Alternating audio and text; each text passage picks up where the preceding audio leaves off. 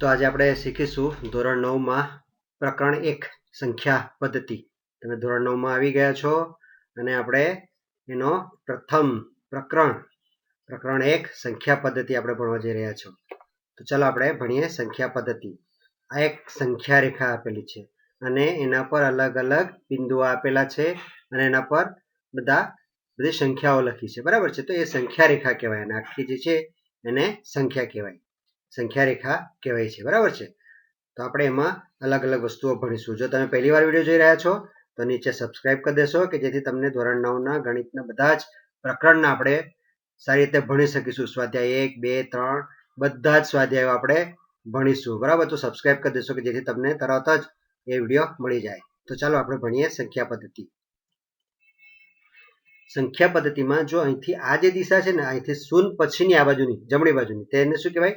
ધન બાજુ કહેવાય અથવા પોઝિટિવ સાઈડ કહેવાય, પ્લસ બાજુ, બરાબર છે. એમાં બધા પ્લસ વાળા જે સંખ્યા છે એ આવશે. શૂન્યની આ બાજુની સાઈડ છે એ ઋણ બાજુ આવશે, એટલે કે એને બધી ઋણ બાજુ એટલે કે નેગેટિવ સાઈડ, માઇનસ સાઈડ, જે શૂન્ય પછી -1, -2, -5/2, -3 એ રીતે બધી જ સંખ્યાઓ એ આ તરફ આવશે અને આ બધી સંખ્યાઓ આમ અનંત સુધી જાય છે. ધન બાજુ અનંત સુધી, ઋણ બાજુ અનંત સુધી, શૂન્યથી, બરાબર છે. આ પ્રકરણમાં આપણે શાના વિશે શીખીશું? પ્રાકૃતિક સંખ્યા એટલે કે નેચરલ નંબર, પૂર્ણ સંખ્યાઓ હોલ નંબર, પૂર્ણાંક સંખ્યાઓ એટલે કે ઇન્ટીજર, અપૂર્ણાંક સંખ્યાઓ, સમય સંખ્યાઓ, અસમ સંખ્યાઓ અને વાસ્તવિક સંખ્યાઓ. આજના આપણે વિડીયોમાં પ્રાકૃતિક સંખ્યાઓ, પૂર્ણ સંખ્યાઓ, પૂર્ણાંક સંખ્યાઓ, અપૂર્ણાંક સંખ્યાઓ, સમય સંખ્યાઓ અને તેના ઉદાહરણો અને સ્વાધ્યાય 1.1 એ આપણે જોઈશું. તો ચાલો આપણે જઈએ આગળ. તો સૌપ્રથમ પ્રાકૃતિક સંખ્યા, એને અંગ્રેજીમાં નેચરલ નંબર્સ કહે છે અને તેને n વડે દર્શાવાય છે, બરાબર છે. તો પ્રાકૃતિક સંખ્યાઓ કઈ?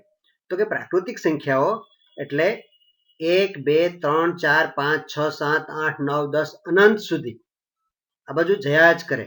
અહીંયા લખ્યું છે પ્રાકૃતિક સંખ્યા એટલે 1, 2, 3, 4, 5, 6, 7, 8, 9, 10 અનંત સુધી ચાલ્યા જ કરે, તેને પ્રાકૃતિક સંખ્યા કહેવાય છે. અહીંયા લખ્યું છે જેના વડે વસ્તુઓની ગણતરી કરવામાં આવે છે તેને પ્રાકૃતિક સંખ્યાઓ કહે છે. જેમ કે 1, 2, 3, 4, 5 વગેરે શું છે? પ્રાકૃતિક સંખ્યાઓ છે. એની વિશિષ્ટતા શું છે કે શૂન્ય એ પ્રાકૃતિક સંખ્યા નથી. ખાસ ધ્યાન રાખજો, આ એક મુખ્ય મુદ્દો કે આમાં આપણે શૂન્ય નથી લખ્યું, તો શૂન્ય એ પ્રાકૃતિક સંખ્યા નથી. પણ 1 એ સૌથી નાની પ્રાકૃતિક સંખ્યા છે, બરાબર. સૌથી નાની કઈ છે? 1 છે. પછી બધી એના કરતા મોટી છે, 2, 3, 4 એ 1 કરતા મોટા ને. પ્રાકૃતિક સંખ્યાઓ હંમેશા ધન હોય છે, બરાબર છે. હંમેશા ધન હોય છે પ્રાકૃતિક સંખ્યાઓ અને તેને n વડે દર્શાવવામાં આવે છે, બરાબર છે. તો આ આપણું પ્રાકૃતિક સંખ્યાઓ થઈ. એમાં આટલી 4 વસ્તુઓ ખાસ યાદ રાખવાની. શૂન્ય નથી અને આ ધન હોય છે. હવે બીજું, પૂર્ણ સંખ્યાઓ. પૂર્ણ સંખ્યાઓને આપણે હોલ નંબર કહીશું અને એને w વડે દર્શાવાય છે, બરાબર છે. તો જે પ્રાકૃતિક સંખ્યા છે એમાં શું ઉમેરવામાં આવે? ફક્ત શૂન્ય. જો શૂન્ય ઉમેરવામાં આવે તો એ પૂર્ણ સંખ્યા બને છે, એને હોલ નંબર કહેવાય. તો અહીંયા લખ્યું છે પ્રાકૃતિક સંખ્યાઓમાં શૂન્યનો સમાવેશ કરવામાં આવે તો તે સંખ્યાઓ પૂર્ણ સંખ્યાઓ કહેવાય છે. જેમ કે 0, 1, 2, 3, 4, 5, 6, 7 અનંત સુધી વગેરે પૂર્ણ સંખ્યાઓ છે. તો પ્રાકૃતિક સંખ્યામાં સૌથી નાની પૂર્ણ સંખ્યા કઈ? તો કે 0. તેને w વડે દર્શાવાય છે અને આ બધી જ પ્રાકૃતિક સંખ્યાઓ એ પૂર્ણ સંખ્યાઓમાં સમાયેલી છે, બરાબર છે. એટલે પૂર્ણ સંખ્યાઓમાં પ્રાકૃતિક સંખ્યાઓ પણ આવી જ જાય છે. હવે પૂર્ણાંક સંખ્યાઓ, એને ઇન્ટીજર કહેવાય છે અને એને z વડે દર્શાવાય છે. હવે જો પ્રાકૃતિક સંખ્યાઓ કેટલી હતી? તો કે 1 થી અનંત સુધી. પૂર્ણ સંખ્યાઓ તો કે 0 એમાં ઉમેર્યું અને 0 થી અનંત સુધી. પણ પૂર્ણાંક સંખ્યાઓ તો કે શૂન્યની આ બાજુની બાજુઓ છે એ પણ આપણે આમાં લઈએ તો એ પૂર્ણાંક સંખ્યાઓ થાય. ધન બાજુ અને ઋણ બાજુ બંને. તો આપણે આ કઈ સંખ્યાઓ થઈ? પૂર્ણાંક સંખ્યાઓ. તો અહીંયા લખ્યું છે પૂર્ણ સંખ્યાઓમાં ઋણ સંખ્યાઓ ઉમેરતા મળતી સંખ્યાઓ પૂર્ણાંક સંખ્યાઓ કહેવાય છે.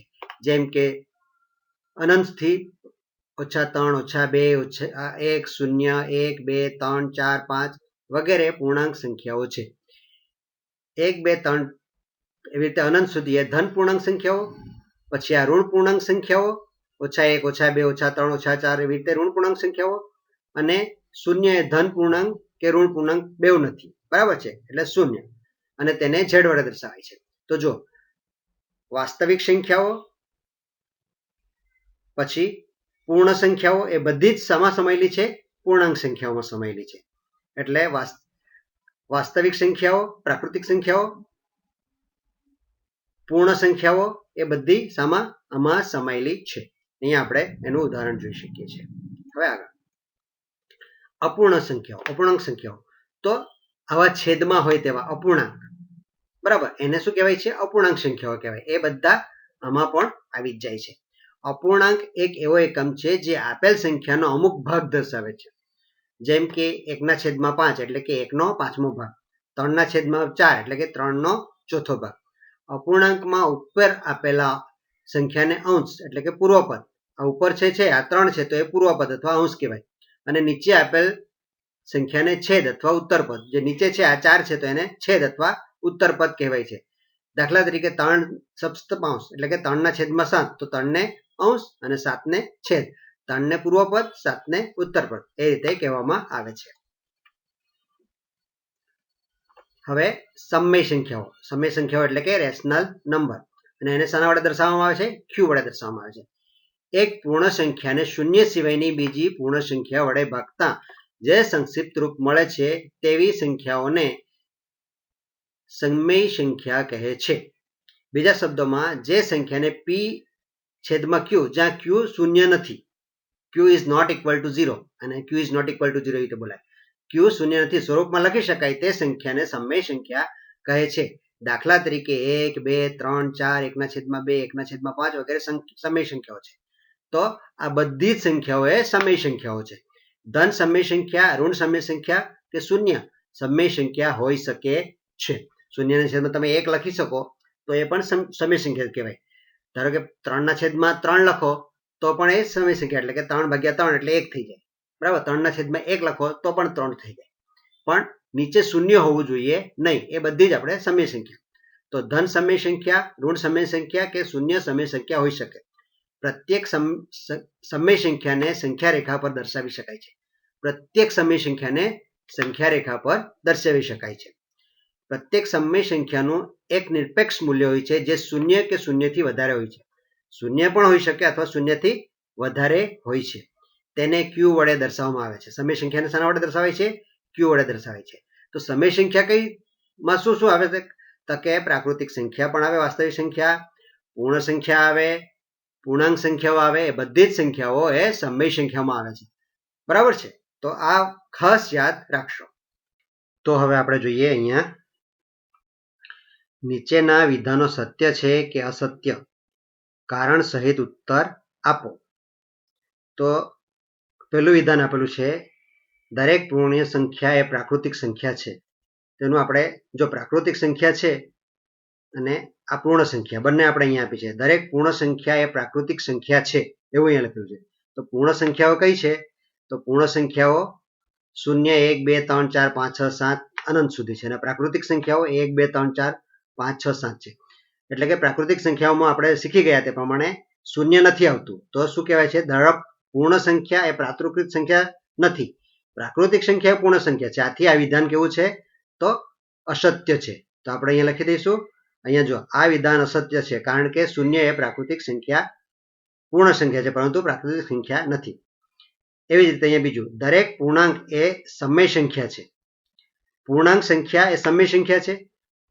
તો આ તો પૂર્ણાંક સંખ્યા એ કેવી છે? ધન છે, શૂન્યથી 1, 2, 3, 4, 5, 6, 7 સુધી જાય છે, અને આ બાજુ ઋણ સુધી જાય છે. પણ સમય સંખ્યા કઈ છે? તો સમય સંખ્યા અહીંયા આપેલી છે, તો કે તો 1/2, 2/2 એવી રીતે પણ છે, બરાબર છે. તો અહીંયા શું છે? પૂર્ણાંક સંખ્યા સમય સંખ્યા છે. તો આ બધી પૂર્ણાંક સંખ્યા આ સમય સંખ્યામાં આવી જ જાય છે, બરાબર છે આમાં. તો એ સત્ય છે. તો આ વિધાન સત્ય છે કારણ કે દરેક પૂર્ણાંક એમને m/2 ના સ્વરૂપમાં પણ લખી શકાય છે. તેથી તે સમય સંખ્યા છે, બરાબર છે. આ બધા જ એ સમય સંખ્યા પણ છે. ત્રીજું, દરેક સમય સંખ્યા પૂર્ણાંક છે.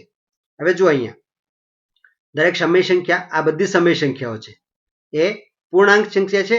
ના, કારણ કે આમાં તો 1/2, આ બધા આ 1/2, 3/4, 2/5, 5/2, 7/2, -5/2, -7/2 એ વસ્તુ આવતી નથી. એટલે આ વિધાન શું છે? અસત્ય છે, કારણ કે 3/5 એ સમય નથી.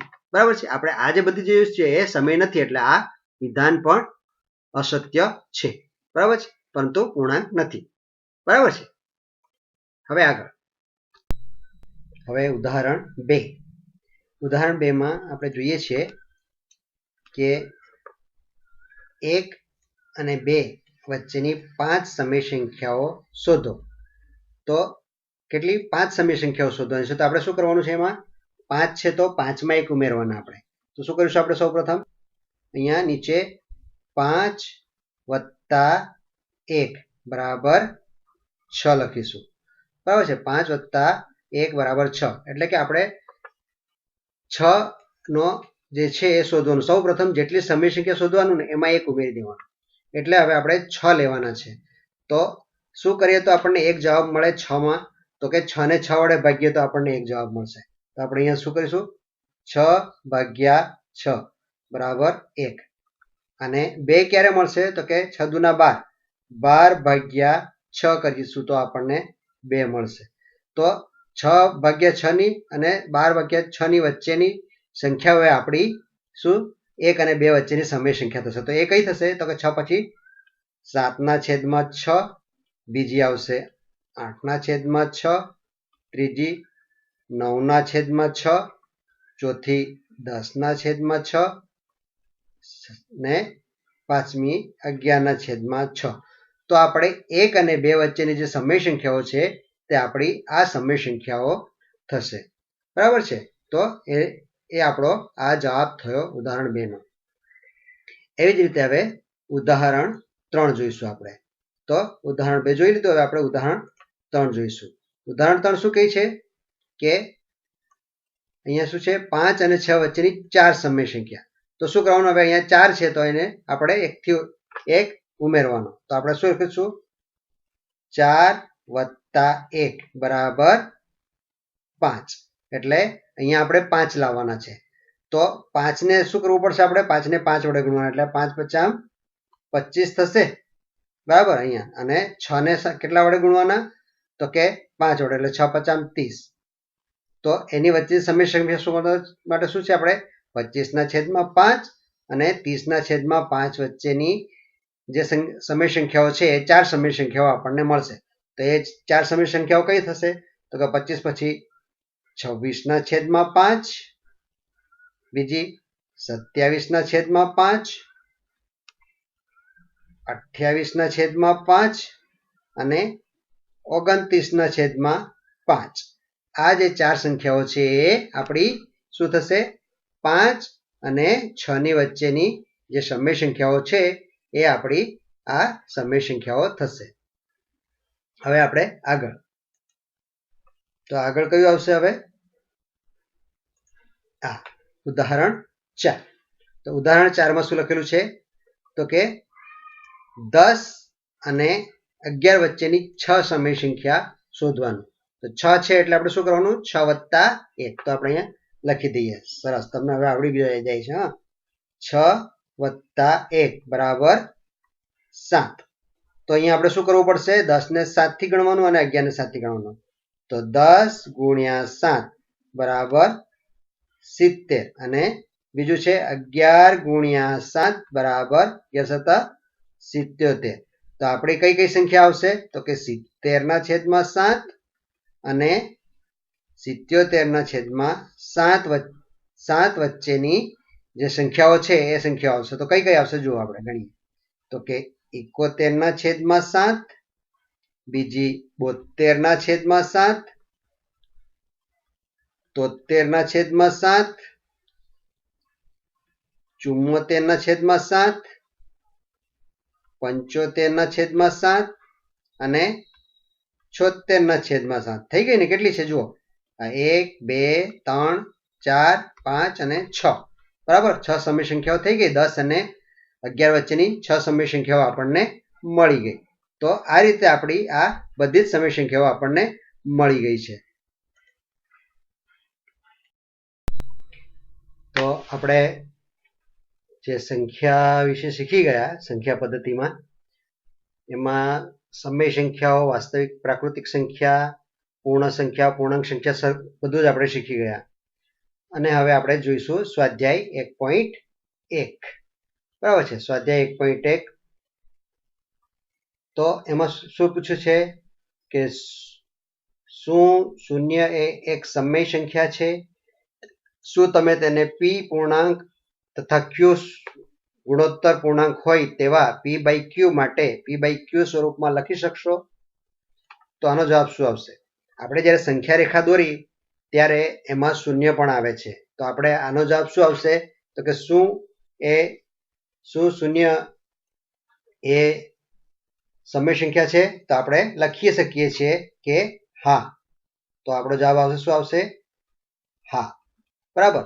અને શું તમે તેને પી પૂર્ણાંક તથા ક્યુ ગુણોત્તર પૂર્ણાંક હોય તેવા પીક્યુ માટે લખી શકશો? હા, ચોક્કસ લખી શકીશું.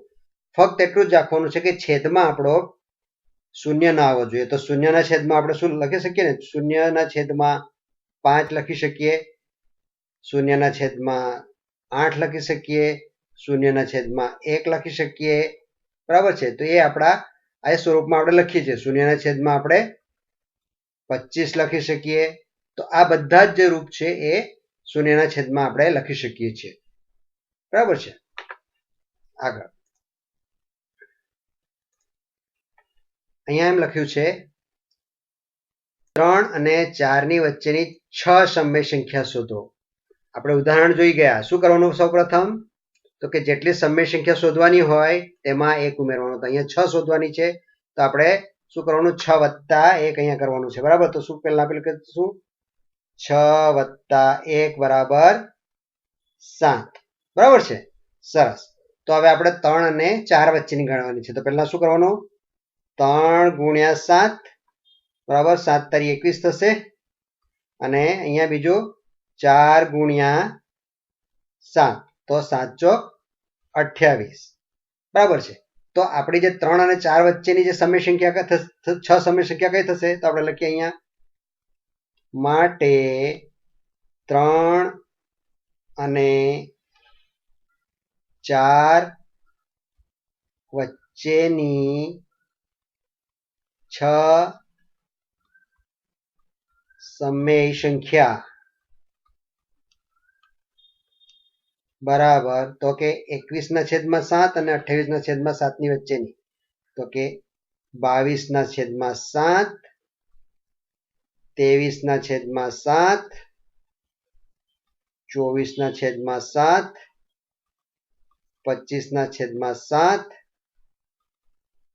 26/7 અને 27/7. કેટલી થઈ આ સમય સંખ્યાઓ? તો કે 1, 2, 3, 4, 5 અને 6 થઈ ગઈ. તો 3 અને 4 વચ્ચેની 6 સમય સંખ્યાઓ આપણને આ મળી ગઈ. બરાબર છે. સારું. હવે આપણે આગળ જોઈએ. તો અહીંયા શું લખેલું છે? 3 પંચમાંશ, 3/5 અને 4/5 વચ્ચેની 5 સમય સંખ્યાઓ.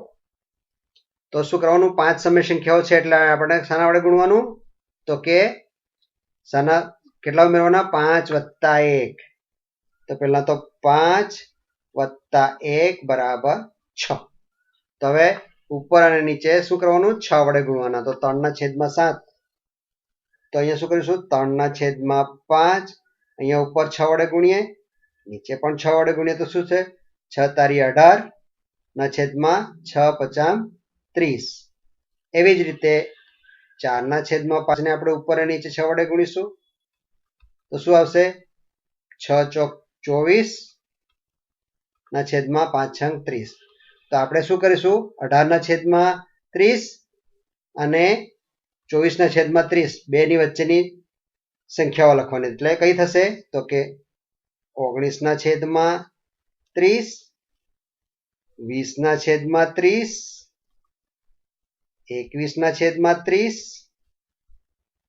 22/30 અને 23/30. તો થઈ ગઈ આપણી 5. 1, 2, 3, 4 અને 5. આ આપણી 3/5 અને 4/5 વચ્ચેની આ 5 સમય સંખ્યાઓ આપણને મળી ગઈ. હવે અહીંયા શું કીધું છે જુઓ, અહીંયા આપણને કીધું છે કે નીચેના વિધાન સત્ય છે કે અસત્ય તે કારણ સહિત લખો. તો આ વિધાન આપેલું છે આપણને, દરેક પ્રાકૃતિક સંખ્યા એ પૂર્ણ સંખ્યા છે. હવે પ્રાકૃતિક સંખ્યા કઈ? તો કે 1 2 3 4 5 6 7 એવી અનંત સુધી, અને પૂર્ણ સંખ્યા 0 1 2 3 4 5 6 7 એ શું છે? પૂર્ણ સંખ્યા. તો પ્રાકૃતિક સંખ્યા એ પૂર્ણ સંખ્યા છે? હા, કારણ કે આ બધી જ સંખ્યાઓ પૂર્ણ સંખ્યામાં સમાઈ જાય છે. તો આ કેવું આવશે? તો કે આ શું આવશે આપણું વિધાન? તો સત્ય આવશે. તો આપણે લખી દઈએ અહીંયા સત્ય. સત્ય વિધાન છે આ, બરાબર છે. હવે અહીંયા જોઈએ, દરેક પૂર્ણાંક સંખ્યા, કઈ પૂર્ણાંક સંખ્યા એ પૂર્ણ સંખ્યા છે. હવે આ બધી પૂર્ણાંક સંખ્યા છે, તો ઓછા આ ઋણ સંખ્યાઓ બધી અને ધન સંખ્યાઓ બધી અને શૂન્ય એ શું છે? એ પૂર્ણાંક સંખ્યાઓ છે. અને પૂર્ણ સંખ્યાઓ કઈ છે? તો કે 0 થી લઈને 7 અનંત સુધી. તો શું છે? પૂર્ણાંક સંખ્યાઓ પૂર્ણ સંખ્યાઓ છે? તો નથી. પૂર્ણ સંખ્યાઓ પૂર્ણાંક સંખ્યા કરી, આ બધી આમાં સમાયેલી છે, પણ આ બધી આમાં સમાયેલી નથી. એટલે આ વિધાન કેવું આવશે આપણું? અસત્ય આવશે, એટલે કે ખોટું આવશે. તો અહીંયા આપણે લખીએ અસત્ય. અસત્ય, બરાબર છે. સરસ. હવે એવી જ રીતે અહીંયા નીચે, દરેક સમય સંખ્યા એ પૂર્ણ સંખ્યા છે. આ દરેક સમય સંખ્યા અહીંયા આપણે નીચે દર્શાવી છે, બરાબર છે. અને આ પૂર્ણ સંખ્યા છે. તો સમય સંખ્યા એ પૂર્ણ સંખ્યા નથી. પૂર્ણ સંખ્યા સમય સંખ્યા ખરી, આ બધું એ સમયમાં સમાય છે, પણ સમય સંખ્યાનો આ જે છે 0 થી આ બધી પ્લસ વાળી માઇનસ વાળી એ બધી આમાં સમાતી નથી. આથી આ વિધાન પણ આપણું અસત્ય છે. તો આપણે અહીંયા શું લખીશું? કે આ વિધાન પણ આપણું અસત્ય છે. તો અહીંયા આપણે અસત્ય લખી દઈએ, અસત્ય, બરાબર છે. તો આ રીતે આપણું આ પ્રકરણ અહીં પહેલું સ્વાધ્યાય 1.1 અહીંયા આપણું પૂરું કરીએ છીએ, બરાબર છે. જો તમે હજુ સુધી સબસ્ક્રાઇબ નથી કર્યું તો સબસ્ક્રાઇબ કરી દેશો નીચે, કે જેથી તમને બધા જ ગણિતના વિડીયો તમને સમયસર મળી શકે. તમે બરાબર ભણશો, ધ્યાનથી કરશો, તમને બધું જ બરાબર આવડશે. ને આપણે બધા જ પ્રકરણ સાહિત્ય ભણીશું. તો બીજા પ્રકરણમાં જઈએ ત્યાં સુધી તમે આ વિડીયો 2-3 વાર જોઈને બરાબર પ્રેક્ટિસ કરી લેજો, જેથી આ તમને બીજા બધા જ વિડીયોમાં કામ આવે.